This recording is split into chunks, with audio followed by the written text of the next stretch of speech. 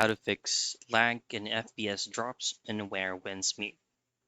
Now, in this very quick video, I'm going to show you two specific troubleshooting steps for you to fix lag and FPS drops while playing where wins meet. So everybody knows that you've already done all lowering all the graphics that you have in game. But here are a few things that you can try to do. First is to update your driver or your graphics driver. To do that, you can go into the Windows search and type in driver, then choose device manager that will redirect you into control panel. Now this is going to be depending on what graphics card you're using. But if you're going to be using the default one, then just follow this process.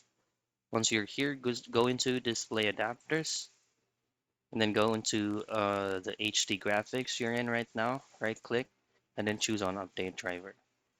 Wait for it to be completed and try to restart your PC and relaunch the game.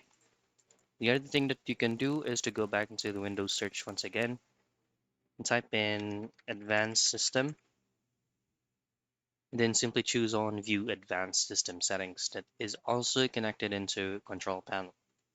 From here, just go into Performance tab, go into Settings, and then choose Adjust for Best Performance, and then hit on OK, restart the PC, and relaunch the game again.